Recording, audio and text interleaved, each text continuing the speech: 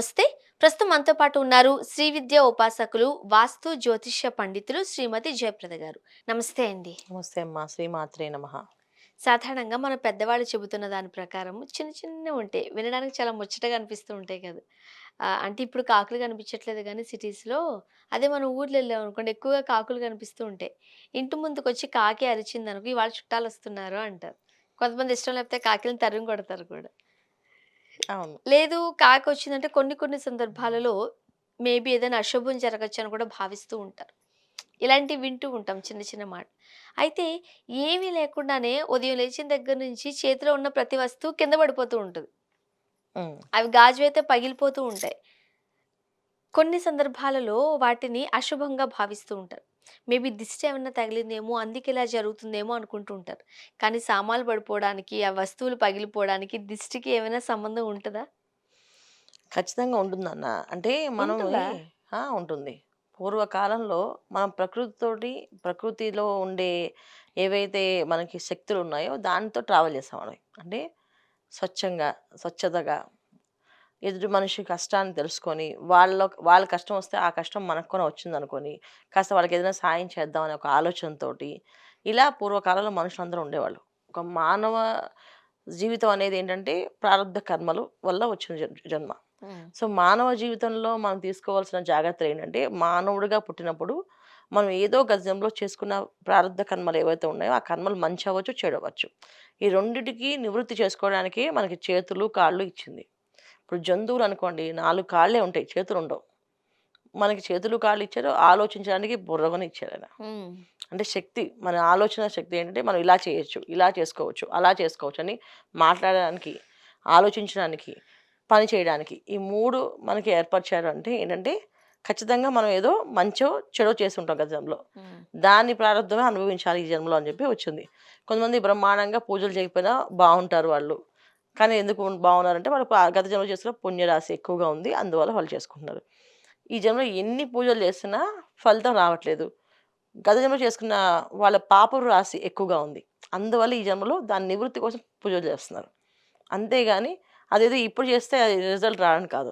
కానీ ఎంతమంది నమ్ముతారు? గత జన్మలో ఉన్న ఏదైతే మనం చేసామో మంచి గాని, చెడు గాని ఈ జన్మకు కూడా క్యారీ ఫార్వర్డ్ అవుతుంది అంటే? మనం నమ్మాలి నాన్న. ఎందుకంటే మీకు ఒక విషయం చెప్తా. మన కర్మ, ప్రారబ్ధ కర్మలు ఇవన్నీ కూడా నమ్మాల్సిందే. మనతో పాటు నీడ నడుస్తూ ఉంటుంది. సో, నీడ లాంటివి ఈ కర్మలన్నీ కూడా. హ్మ్. సో, వీటిని తొలగించుకోవడానికి అవకాశాలు, మార్గాలు మనకు చూపిస్తాడు భగవంతుడు. ఆ మార్గాలు చేసుకుంటూనే వెళ్ళాలి. ఇప్పుడు మనలాగే మన పోలికలతోటి పిల్లలు ఎలా పుడుతున్నారు చెప్పండి? మనలో ఉండే గుణగణాల్లో వాళ్ళ దాంట్లో కొన్ని గుణాలొస్తున్నాయి. అండి మనలో ఉన్న రూపంలో కొంత రూపం వాళ్ళకొస్తుంది. ఎలా వస్తుంది? ఎప్పుడైనా ఆలోచించామా? అసలు ఎలా పుడుతున్నారు వీళ్ళని జెప్పేసి. హ్మ్. ఇప్పుడు ఎలా తీసుకున్నా టెస్ట్ ట్యూబ్ బేబీస్ తీసుకున్నా, సరోగసీ తీసుకున్నా కానీ వీళ్ళ పోలికలైతే వస్తున్నాయి వాళ్ళకి. అవును. ఎలా వస్తున్నాయి?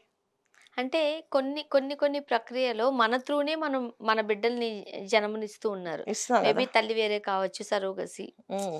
కానీ కానీ మ తండ్రి మ మన మన నుండే కదా వచ్చింది గదా! వచ్చేది. తర్వాత తండ్రి పోలికలు, తల్లి పోలికలు అవును. ఖచ్చితంగా వస్తున్నాయి గదా! వాళ్ళు. ఆలోచనలు, శక్తులొస్తాయి. అంటే పితృదేవతల యొక్క అనుగ్రహం.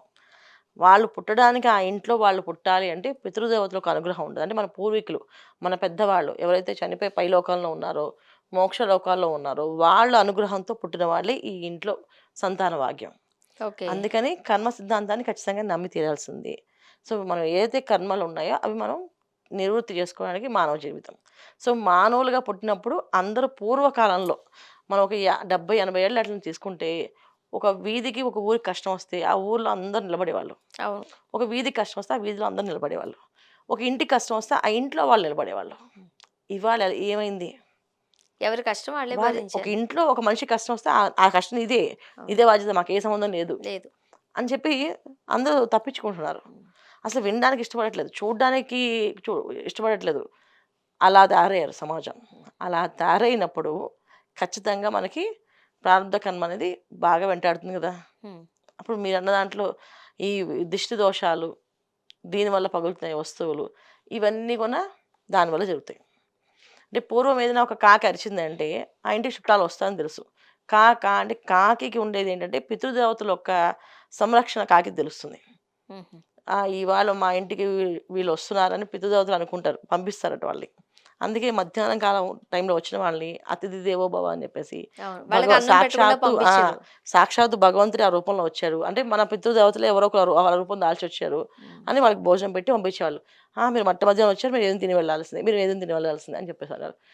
అది ఏదైనా సమస్య పరిష్కారం కాలేదు అంటే పితృదేవత సందేశం ముందు ఇచ్చేవాళ్ళు. "నీకు ఈ సమస్య వస్తుంది. జాగ్రత్త పడు" అని చెప్పి కాకి తనేది నెత్తి మీద. అవును. కాకి తన్నితే కూడా మంచిది కాదు అంటారు. మంచిది కాదు. అంటే మన ఇంట్లో ఎవరికో ఇబ్బంది వస్తుందని అర్థం. జాగ్రత్త పడమని. ఈ సమస్య వస్తుందని చెప్పి వాళ్ళు సందేశం పంపించేవాళ్ళు. ఇది కాకి రూపంలో వచ్చేది. అందుకని ఉండేది. ప్రకృతిలో ఎప్పుడైతే మనం ప్రకృతిని ప్రేమించడం మానేసామో, ప్రకృతిలో సహజంగా జరిగే పక్షులందరూ మాయమైపోయాయి. ఇప్పుడు కాకులు సిటీలో మాయమైపోవడం అంటే ఒకటి రేడియేషన్స్ మనం అనుకోవచ్చు. కానీ మనం ఈ ప్రపంచంలో మనం ప్రేమించడం అనేది తగ్గిపోయింది. ప్రపంచాన్ని ప్రేమించడం తగ్గిపోయింది. ఇక మనుషులు ప్రేమించుకోవట్లేదు. ఇక ప్రపంచాన్ని ఏం ప్రేమిస్తారు? అవును. మనుషుల్లో వాళ్ళ ఇంట్లో తల్లిదండ్రులు ప్రేమించట్లేదు. ఏంటి భార్యాభర్తలిద్దరూ ప్రేమ లేకుండా ఉంటున్నారు. పిల్లలు తల్లిదండ్రుల మీద ప్రేమ లేకుండా ఉంటున్నారు. ఇలా మనం అన్ని విషయాల్లో మనమే తెంచేసుకొని వెళ్ళిపోతూ ఉంటే అన్ని బంధాలనిను, ఇంక ప్రకృతి మనతో ఎందుకు మాట్లాడుతుంది? అవును. సో, దిష్టి దోషాలంటే ఏంటంటే నెగెటివ్ ఎనర్జీస్ ఎప్పుడైనా ఉన్నప్పుడు ఏమవుతుందంటే భూమికి ఆకర్షణ శక్తి ఎక్కువ. అందువల్ల ఏంటంటే మనకేదైనా చెడు జరుగుతుందంటే ఆ భూమి సందేశం ఇస్తుందన్నమాట. వెంటనే లాగేసి. ఆ వస్తువు జారిపోవడం, పడిపోవడం జరుగుతది.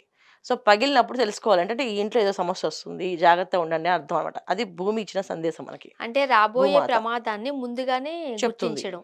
ఓకే. సో, భూమాత నుంచి మనకొచ్చే సందేశం అది. హ్మ్. సో, గాలి నుంచి, భూమాత నుంచి వచ్చే పంచభూతాల నుంచి ఏవైతే సందేశాలొస్తాయో అవి మనం గుర్తించగలిగితే ఖచ్చితంగా మంచి జరుగుతుంది. గుర్తించే సమయం లేదు. అందరూ ఫోన్‌లో పడిపోయాం గనక అవి గుర్తించట్లేదు. ఏదో జారిపోయింది. ఇలా ఫోన్ చూస్తున్నా పడిపోయింది చేతిలోంచి అంటారు. అలా ఫోన్ ఎక్కువగా చూస్తున్నావు. దానివల్ల నీకు ప్రమాదం జరుగుతుంది. చూడకూడదు అని చెప్పేసి జారిపోవచ్చు వస్తువు. సో, మనం తీసుకునే దాంట్లో మనం తెలుసుకోవాల్సిన దాంట్లోని మనం జాగ్రత్త పడడానికి అవకాశాలు అవన్నీను. అవన్నీ కాదు కొట్టిపడేసి ఇవన్నీ మూఢనమ్మకాలని తీసి పారేస్తే ఏమీ కాదు. ఇవాళ రోజున ఉద్యోగాలు లేక, వివాహాలవ్వక, ఇంట్లో ఆర్థిక సమస్యలు ఎక్కువైపోయి, హ్మ్. కష్టాలు పడుతూ, బాధలు పడుతూ, ఒక అనారోగ్య సమస్యొస్తే ఆ రోగం తగ్గక తిరుగుతున్న హాస్పిటల్స్‌కి, పెరుగుతున్న జనాభా చూస్తుంటే మనకి ఎన్ని కష్టాలు కనిపిస్తున్నాయి మనకి. వీటన్నిటికి కారణం ఎవరంటే మనమే. మనం మనల్ని ప్రేమించుకోవడం మానేసాం. బయట వాళ్ళని అర్థం చేసుకోవడం మానేసాం. దానివల్ల జరుగుతున్నాయి ఇవన్నీ అనర్థాలు. సో, మరి ఏమైనా పరిష్కార మార్గాలు ఏమైనా సూచిస్తారా? ఖచ్చితంగా. సో, మనం ఏదైనా వస్తువులు తీసుకున్నప్పుడు దానికి ఒక బాధ్యతగా, శ్రద్ధగా పట్టుకోవడం. హ్మ్. ఇప్పుడు ఏదైనా ఒక వస్తువు ఇప్పుడు ఇవాళ రోజున ఒకప్పుడు పూర్వము ఏదైనా వస్తువు కొంటే దానికి గంధం, బొట్లు పెట్టి పూజ చేసేవాళ్ళం. ఏ ఒక్క వస్తువు ఎందుకు కొన్నా. కొత్త బట్టలు కొనుక్కున్నా సరే దానికి చాలా మంది పసుపు కుంకుమ పెట్టుకోవాలి. రాసేవారు. పసుపు, కుంకుమ పెట్టేవాళ్ళు. ఇవాళ అసలు ఇవి ఏం చేయట్లేదు. ప్రకృతికి సంబంధించిన విషయాల్లో మనం ఏది ఇన్వాల్వ్ అవ్వకపోవడం వల్ల మనకి ఈ సమస్యలొస్తున్నాయి. మనం ప్రకృతిని ప్రేమించడం మొదలుపెట్టామనుకోండి, అన్నీ మనకు అనుకూలంగా మారుతాయి. అన్ని ఓకే. విషయాల్లోని. సో, ప్రతిరోజు ఏంటంటే పొద్దున్నే లేవగానే కాస్త గుమ్మానికి కాస్త పసుపు రాసి బొట్లు పెట్టడము, కాస్త గుమ్మంలో ముగ్గు వేసి వెళ్ళడము, బయటకి వెళ్ళినప్పుడు దేవుడికి నమస్కారం చేసి వెళ్ళడము, ఎవరితో ఏదైనా మాట్లాడినప్పుడు ఒక్క 10 నిమిషాలు వాళ్ళ దృష్టిలో అంటే వాళ్ళ యాంగిల్‌లోకి వెళ్లి ఆలోచించాలి. వాళ్ళు ఇది చెప్తున్నారు ఈ సమస్య అంటే, ఆ సమస్య ఎందుకొచ్చింది వాళ్ళకి అనేసి. వాళ్ళ ప్లేస్‌లో ఉండి ఆ సమయంలో అయితే ఏం చేద్దాం? అది అదే అదే అదే సమస్య మన ఇంట్లో వస్తే మనం ఏం చేస్తాం? హ్మ్. అని కొంచెం స్పందించడానికి మన శరీరాన్ని గాని, మన మనసుని గాని ఆహ్, ఆలింపజేసామనుకోండి ఖచ్చితంగా పరిహారం దొరుకుతుంది. ఓకే. కానీ అసలు పట్టించుకోకుండా ఈ ఉరుకులు, పరుగులు జీవితంలో పరిగెడతారు చూడండి. ఈ పరిగెట్టడం వల్ల ఎవరికి వాళ్ళే యమునా తీరే ఈ కష్టాలనేది ఈ పరిహారాలు మీరు అడగడం, నేను చెప్పడం. అంత తప్ప ఏముండదక్కడ. సో, జాగ్రత్తగుండాలి మనం. జాగ్రత్త ఉండాలి. చాలా జాగ్రత్త. ధన్యవాదాలండి. నమస్తే అమ్మ. శ్రీమాత్రే నమః.